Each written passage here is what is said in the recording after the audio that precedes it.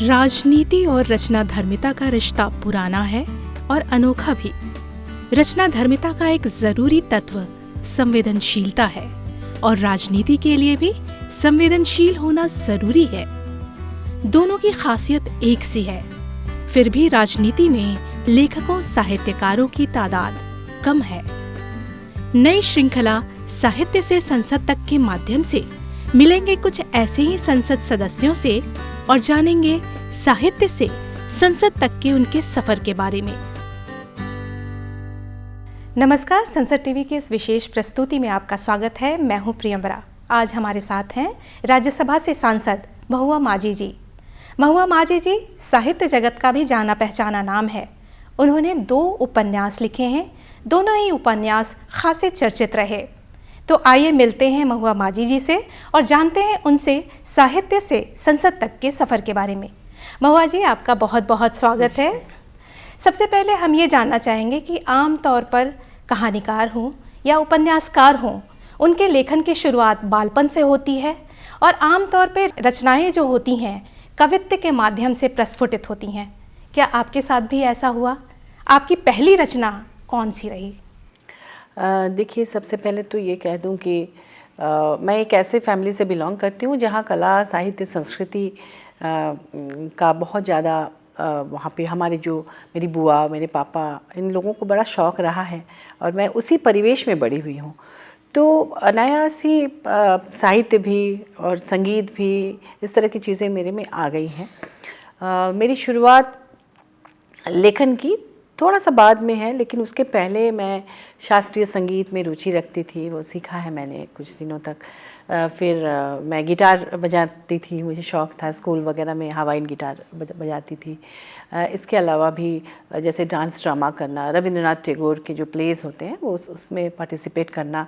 हमारे शहर में, हमारे रांची में ऐसे बहुत पुराना 150 साल पुराना बंगाली क्लब है जो कि ऐतिहासिक आप कह सकते हैं, जिसमें बड़े बड़े लोग आए, बड़े साहित्यकार, बड़े गायक, जो बंगाल के बड़े कलाकार वो आते रहते थे। तो उनसे भी प्रेरणा मिलती रहती थी। तो इन चीज़ों में मेरी रुचि बनी। फिर लेखन में जब मैं आई तो कविता से ही आरंभ हुआ। आप सही कह रही हैं कि कविता से ही, मुझे नाम के अक्षरों से कविता लिखने का शौक़ था शुरू में। जैसे आपका नाम है, आपके नाम के अक्षरों को मैं वर्टिकली लिख ली, फिर आपके हर अक्षर से आपके व्यक्तित्व पर मैं एक पंक्ति लिखती थी। इस तरह से मेरा शौक़ था। फिर वो कोई सीरियस शौक़ नहीं था, ऐसे ही मजाक में ऐसे ही करती थी। फिर वो कविता लेखन की शुरुआत हुई तो रेडियो, दूरदर्शन वगैरह में बुलाने लगे। कुछ मंचों में भी गई, कुछ छपी भी कहीं कहीं, लेकिन वो भी बहुत सीरियस राइटिंग मैं उसे नहीं कहूँगी। सीरियस राइटिंग मैंने कहानी से शुरुआत की, जो कि मेन स्ट्रीम हिंदी लिटरेचर में राष्ट्रीय स्तर पर जब छपने लगी तब मुझे लगा कि हाँ, मैं साहित्यकार हूँ। उसके बाद फिर उपन्यास लेखन में आ गई।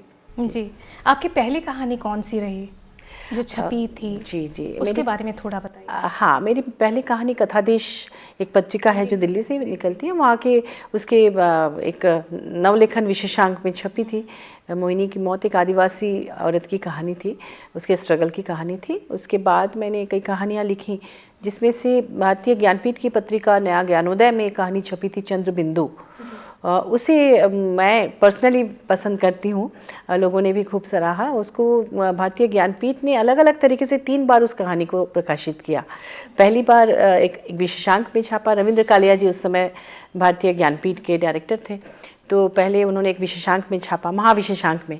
उसके बाद दोबारा एक बेस्ट ऑफ नया ज्ञानोदय करके उन्होंने एक अंक निकाला था, जिसमें भारतीय ज्ञानपीठ की पत्रिका ज्ञानोदय में अब तक जितनी भी कहानियाँ छपी हैं उसमें से कुछ चुनिंदा जो श्रेष्ठ कहानियाँ थी उनका संकलन था। उसमें भी इस कहानी को उन्होंने छापा। और तीसरी बार एक किताब के फॉर्म में मैंने एक युवा पीढ़ी प्रेम विशेषांक के रूप में उसको भी, उस कहानी को उसमें भी डाला गया। तो कहानी मैं जो लिखी बहुत ज़्यादा नहीं लिख पाई, लेकिन जो भी निकली तो हिंदी की जो सबसे महत्वपूर्ण पत्रिकाएं हैं, हंस, कथादेश वगैरह सब में छपी हूँ। लेकिन आजकल मैं अपने आप को उपन्यासकार ही कहती हूँ, क्योंकि मैं उपन्यास में मुझे बहुत कुछ लिखने का अवसर मिलता है। मुझे लगता है उपन्यास ऐसी विधा है जिसमें आप कविता भी उसके अंदर आता है, उसमें कहानी भी आती है, उसमें आप पत्रकारिता भी कर सकते हैं, उसमें इतिहास लेखन भी कर सकते हैं। चूँकि मैं एक समाजशास्त्री भी हूँ, तो समाजशास्त्रीय एंगल से फील्ड वर्क भी उसमें देखिए, कोई बड़ा विषय आप बड़े प्लेटफॉर्म पर काम करना चाहें, किसी कालखंड को उठा के अगर आप लिख रहे हैं उपन्यास में, तो फिर आपको तो रिसर्च करना ही पड़ेगा। तो चूँकि मैं समाजशास्त्र से एमए पीएचडी और नेट मैंने किया है, बहुत सारे फील्ड वर्क किए हैं, तो मुझे उसमें आसानी होती है कि कैसे मैं चीज़ों का संकलन करूं और फिर उसको मतलब उसको कला के फॉर्म में ढालूं, क्योंकि फाइनली उपन्यास तो एक कला का ही एक विधा है कला की, तो उसको फिर कलात्मक होना सबसे ज़्यादा ज़रूरी है। तो फैक्ट एंड फिक्शन दोनों मिला के उपन्यास बनता है। तो इस बारे में फिर हम आपसे पूछना चाहेंगे आपके दूसरे उपन्यास के बारे में।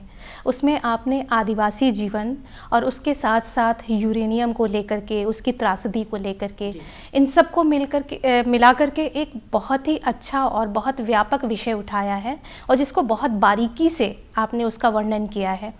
तो क्या उस दौरान आप उनके बीच रही थीं, कुछ अनुभव आपने प्राप्त किया, उसके बारे में कुछ अपने अनुभव को हमारे साथ साझा करें। जी, देखिए, मेरा जन्म तो झारखंड में हुआ है और उसके बाद हम लोग बहुत ज़्यादा जंगलों में, पहाड़ों में घूमते रहे हैं।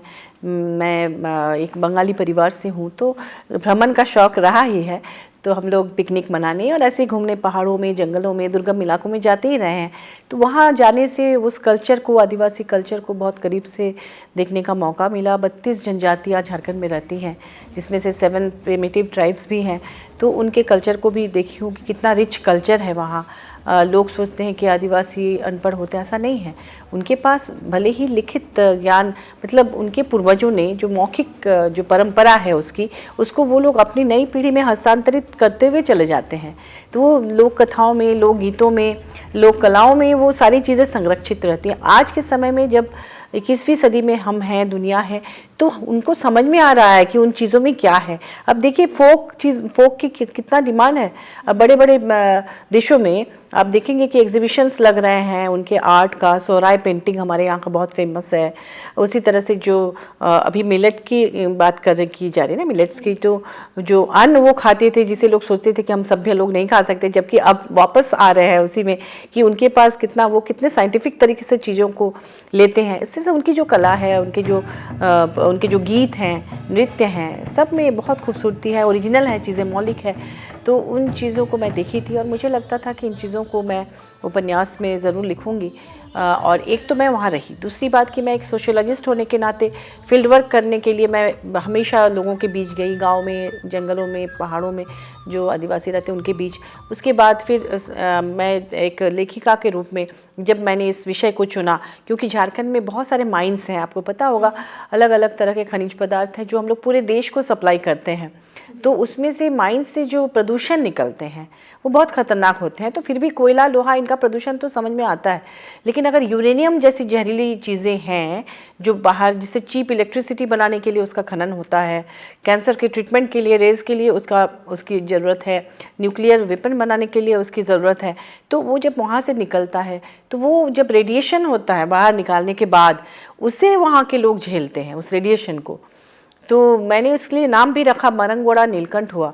मरंगोड़ा एक ऐसा इलाका है जो रिप्रेजेंट करता है उस तरह के माइंस वाले इलाके का, और नीलकंठ हुआ, शिवजी ने समुद्र मंथन के बाद जो विष निकला था, शिवजी ने उसका पान किया था, वो नीलकंठ हुए थे उस विष का पान करके, और अमृत का पान देवताओं ने किया था।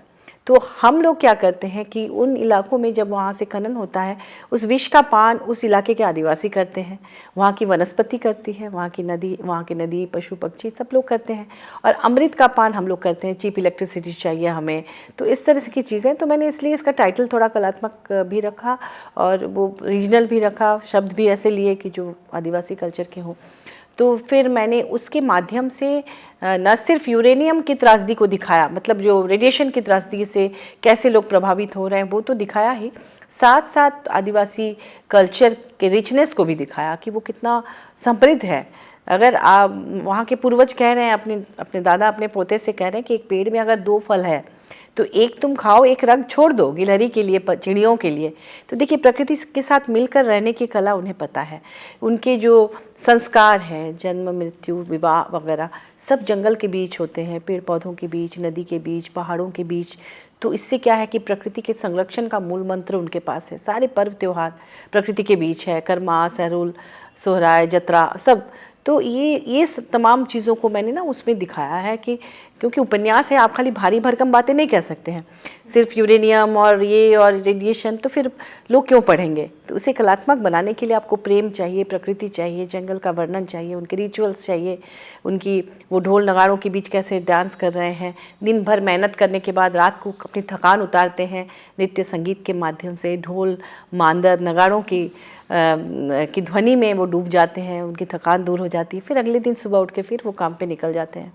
तो इन चीज़ों को मैंने दिखाने की कोशिश की है। जी मैम, आपने बताया कि आप बंगाली परिवार से आती हैं, तो आपने बांग्ला छोड़ करके हिंदी में लेखन क्यों शुरू किया? जी, आपने सही सवाल किया है। देखिए, मैं प्रवासी बंगाली हूँ। आपको पता होगा कि वो सारे इलाके, बिहार झारखंड के तमाम इलाके बंगाल प्रेसिडेंसी का ही हिस्सा हुआ करता था किसी समय। फिर वहाँ से टूट के बिहार बना और बिहार के बाद फिर झारखंड बना। तो है तो वो एक ही ज़मीन का टुकड़ा। तो झारखंड में बहुत बड़े पैमाने पे बंगालीज रहते हैं, क्योंकि वहाँ जो माइंस इलाके में भी जो काम करते हैं, या बड़े बड़े जो इंडस्ट्री वहाँ है, या HEC जैसी AG ऑफिस है, ऐसे मेकॉन है, बोकारो स्टील सिटी है, तो सब जगह बहुत सारे बंगाली लोग रहते हैं। तो बंगाली की संख्या काफ़ी ज़्यादा है वहाँ पर, क्योंकि वो बंगाल का ही हिस्सा था। तो हम लोग प्रवासी बंगाली हैं, वहीं पढ़े लिखे हैं, वहीं जन्मे हैं। तो वहाँ चूँकि हिंदी भाषी क्षेत्र है, ट्राइबल लैंग्वेजेस हैं, हिंदी भाषी क्षेत्र है, तो हमारी जो स्कूलिंग हुई उसमें हमारी हिंदी बहुत अच्छी हो गई। इसी कारण से बांग्ला भी मैं पढ़ती हूँ, और बांग्ला में भी तमाम चीज़ें मैं पढ़ रखी हूँ। रविंद्रनाथ टैगोर, शरद चंद्र, ये सब हमारे बहुत प्रिय हैं। लेकिन जब हम लेखन की बात करते हैं ना, तो जो पकड़, जो कॉन्फिडेंस हिंदी में है, वो उस भाषा में शायद मैं उतना ना लिख पाऊँ, ऐसा मुझे लगता है। तो हम तो चूँकि झारखंड में पले जन्मे, तो हमारी मातृभाषा एक तरह से हिंदी ही हो गई है। जी, आपका जो पहला उपन्यास रहा, उसकी पृष्ठभूमि थी बांग्लादेश और वहाँ की, तो आपने पहले उपन्यास के साथ ये जोखिम नहीं था आपके लिए कि ये बांग्लादेश जैसी? हाँ बिल्कुल जी, इनफैक्ट मेरे कई रिलेटिव्स ने भी कोलकाता के बोले कि क्या इस विषय पे लिख रही हो, ये तो कॉमन विषय है, इसको तो सब लोग जानते हैं, हम लोग सब लोग जानते हैं, तो क्या हुआ, मैं इस पर लिखूंगी। मुझे पता नहीं, अंदर से ऐसा लग रहा था कि मेरा काम अच्छा हो रहा है, अच्छा जा रहा है। हालांकि मैंने लेखन की शुरुआत इसलिए इस तरह से की थी, कोई प्लान करके मैंने किया नहीं था।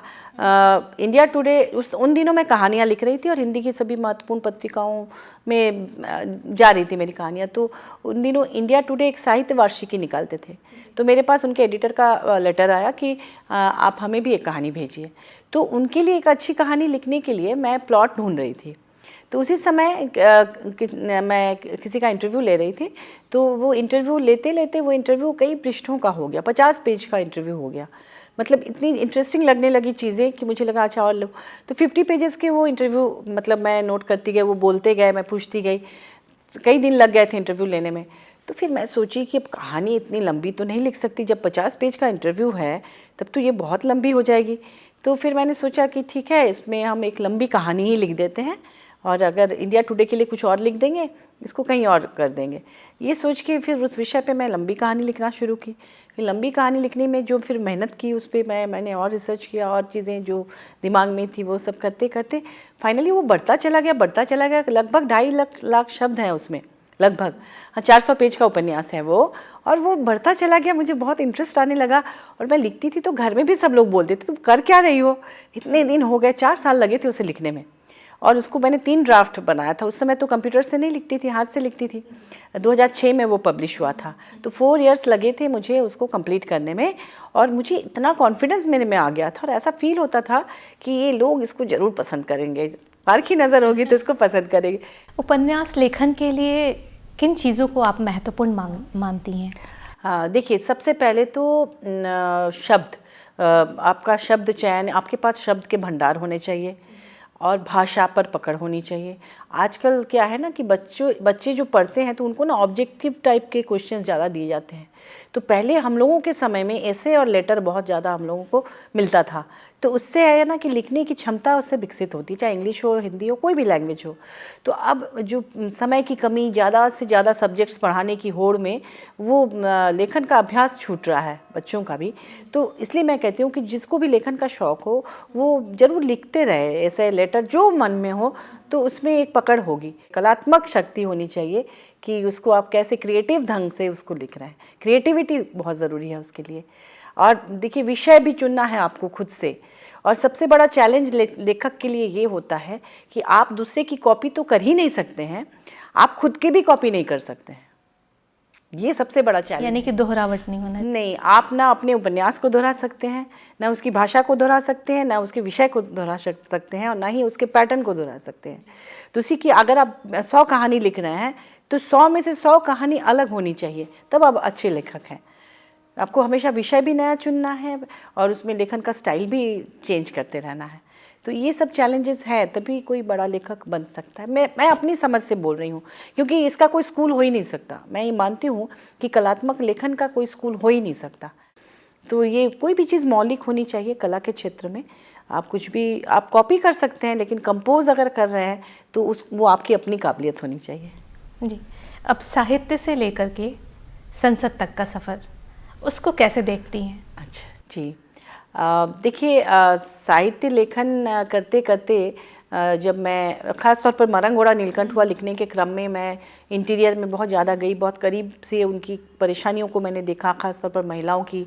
और जैसे ट्रैफिकिंग की समस्या है, महिलाओं की विच हंटिंग की समस्या है, बहुत सारी समस्या रूरल एरियाज़ में हैं। उनको देख के ऐसा लगता था कि जब हम जाते हैं तो उनकी आंखों में एक चमक होती है कि ये लोग आई हैं तो निश्चित हमारे लिए कुछ करेंगी। लेकिन होता क्या है कि रिपोर्टर्स कहें या शोधार्थी कहें या राइटर्स, जो भी जाता है उनसे लेता है, उनको कुछ देता नहीं है रिटर्न में। वो आके अपना रिसर्च वर्क जो पब्लिश कर दिए, पत्रकार भी आके अपना पेपर में छाप दिए, हम लोग भी जाके उनसे लेके अपना, तो हम अपने लिए जाते हैं, उनके लिए नहीं जाते हैं। तो उस समय मेरे मन में एक भावना आई कि अगर कभी मौका मिले तो उनके लिए एक्चुअल में कुछ करना चाहिए। तो उसी दौरान झारखंड राज्य विमेन कमीशन में चेयरपर्सन के रूप में काम करने का मौका मिला। तो अब मुझे लगा कि चलो राइटर तो हैं, लेकिन अगर ये मौका मिला है तो आज हम कुछ कर सकते हैं महिलाओं के लिए। तो फिर मैंने काम किया और मेरे काम को लोगों ने पसंद किया। मैं चूँकि एक राइटर हूँ तो एक संवेदनशीलता तो है ही, और समाजशास्त्री हूँ तो वो साइंटिफिक तरीके से समाज को देखने की एक क्षमता है। उसमें यही सिखाया जाता है कि कैसे बिना बायस्ड हुए, बिना पूर्वाग्रह से ग्रसित हुए आप कोई भी चीज़ को देखें। तो उसमें ये फ़ायदा हुआ कि कई फॉल्स केसेस हमारे पास आते थे, तो उसमें मैंने कभी किसी को फंसाया नहीं, बचाया। पुरुषों को भी मैंने बचाया। अगर लगा कि ये निर्दोष है और इसे फंसाया जा रहा है तो मैंने उनके लिए भी काम किया, महिलाओं के लिए तो किया ही। तो इस तरह से करते करते फिर मेरी पार्टी जेएमएम से मैं हूँ, तो उन्होंने मुझे मतलब पहले नहीं थी, विमेन कमीशन में जब मैं आई तो उसके बाद पार्टी ने मुझे ज्वाइन कराया और मुझे महिला विंग का सेंट्रल प्रेसिडेंट बनाया, मेरे काम को देखते हुए कि महिलाओं के लिए काम कर रही हैं। तो उसमें मुझे और ज़्यादा फील्ड में जाने का अवसर मिला। हर डिस्ट्रिक्ट में, हर पंचायत में, प्रखंड में जाके मैंने काम किया, महिला विंग को बनाया। मतलब ये सब तो होता ही है पॉलिटिक्स में, आप जानते हैं, दौरा होता है। तो इससे काम बहुत किया और अनुभव भी बहुत बटोरे मैंने। लेकिन ये हुआ कि उस दौरान लेखन करने का वक्त नहीं मिलने लगा। फिर पॉलिटिक्स में आ गई, चुनाव भी लड़ी, तो लेकिन मैं एक उपन्यास आरंभ की थी महिला विमेंस कमीशन ज्वाइन करने के ठीक पहले। तो वो उपन्यास बीच बीच में मैं उसमें काम करती रही। बहुत कम ही समय मिला, लेकिन फिर भी उसको छोड़ा नहीं मैंने। और बाद में विमेन कमीशन के एक्सपीरियंस पे भी एक नॉन फिक्शन की किताब लिखना शुरू की, और इस बीच मेरी कहानी भी आई, हंस में छपी। तो ऐसा नहीं कि मैंने अपने आप को रोक के रखा, मैं काम अंदर अंदर करती रही और वो फ्लो होता है, अंदर अंदर फ्लो होते रहता है। मैं जिस उपन्यास पे काम कर रही हूँ ना, वो समझ लीजिए चलते फिरते काम करते करते वो कहीं ना कहीं बहता रहता है अंदर। हम ऐसा फील करते हैं कि राइटर अगर है और वो किसी रचना पे काम कर रहा है तो वो रुकता नहीं है, एक बहाव, चाहे वो हवा की तरह या पानी की तरह, वो चलता रहता है। तो मैं जब भी कुछ इंपॉर्टेंट चीज़ें दिखती थी तो मैं तुरंत जाके डायरी में उसको नोट करके रख लेती हूँ कि इसको मैं डालूंगी, ऐसे करूँगी, वैसे करूँगी। तो हालांकि टाइम ज़्यादा लग रहा है, लेकिन ये भी लग रहा है कि पॉलिटिक्स में आने के बाद और विमेन कमीशन में काम करने के बाद जो मैच्योरिटी आई है हमारे में, लोगों से बात करके और ज़्यादा पात्रों को बहुत डीपली समझने का जो एक मुझे मौका मिला, क्योंकि होता क्या कि लेखक कई बार लेखकों पर और ख़ास तौर पर महिला लेखकों पर ये आरोप लगता है कि वो ड्राइंग रूम राइटिंग करते हैं, बैठ गई ड्राइंग रूम में और बैठ के लिख दी। लेकिन मेरा सौभाग्य यह है कि मैं इतना ज़्यादा फील्ड वर्क करती हूँ और हर दिन हज़ारों लोगों से मिलती हूँ। मुझे ऐसा लगा कि ये तो मेरे पास ऑटोमेटिकली एक लेखक होने के बाद चीज़ें आ रही हैं, कहानियाँ चल के आ रही हैं, समाज चल के आ रहा है। तो ये मुझे और ज़्यादा मैच्योरिटी मिल रही है, जो शायद मैं 500 साल भी जीवित रहूं तो इतना अनुभव नहीं बटोर सकती थी जितना कि मैं इस फील्ड में आकर बटोरी। तो जब भी मुझे हमारे लेखक जो बंधु लोग हैं या कोई आलोचक या कोई बड़े साहित्यकार मुझे टोकते थे कि आप चली गई, आप क्यों साहित्य छोड़ दी, मैंने कहा मैंने छोड़ा नहीं है, मैं तो और ज़्यादा मैच्योर्ड हो रही हूँ कि इसके बाद जो लेखन आएगा उसमें वो तमाम चीज़ें एकदम फर्स्ट हैंड इन्फॉर्मेशन के साथ आएंगी। ऐसा नहीं कि मैं काल्पनिक चीज़ें लिखूं। महुआ माझी ने 2 उपन्यास लिखे और दोनों ही चर्चित रहे। दोनों की पृष्ठभूमि बिल्कुल अलग, दोनों का ट्रीटमेंट भी अलग।